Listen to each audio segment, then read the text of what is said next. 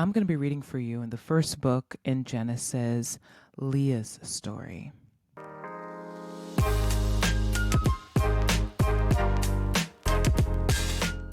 And Laban said unto Jacob, Because thou art my brother, shouldest thou therefore serve me for naught?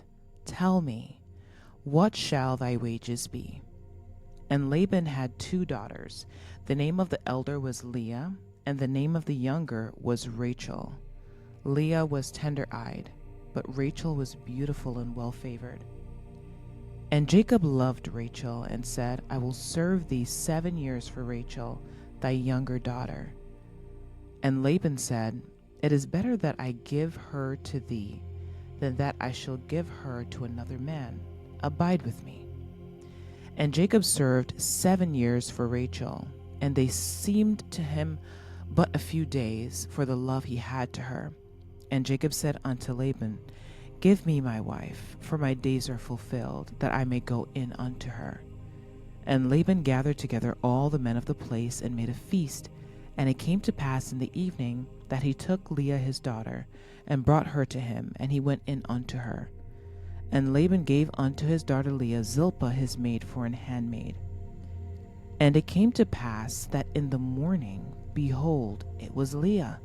And he said to Laban, What is this that thou hast done unto me? Did not I serve with thee for Rachel? Wherefore then hast thou beguiled me? And Laban said, It must not be so done in our country, to give the younger before the firstborn. Fulfill her week, and we will give thee this also for the service which thou shalt serve with me yet 7 other years.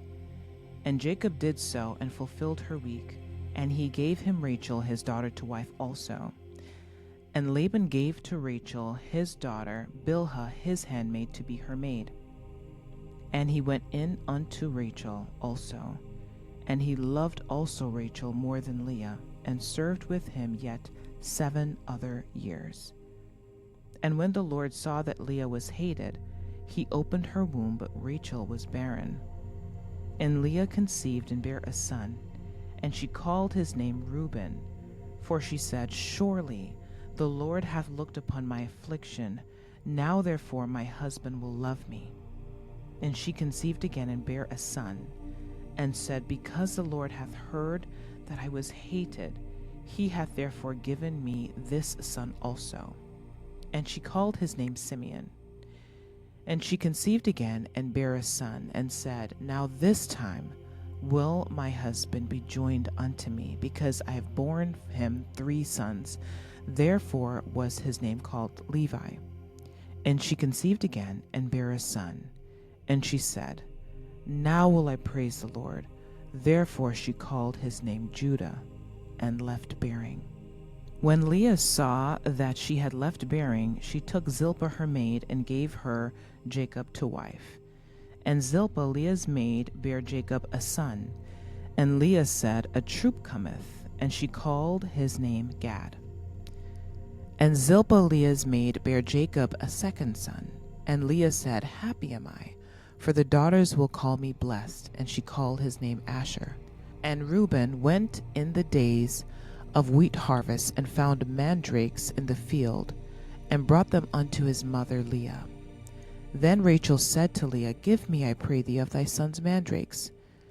And she said unto her, Is it a small matter that thou hast taken my husband? And wouldest thou take away my son's mandrakes also?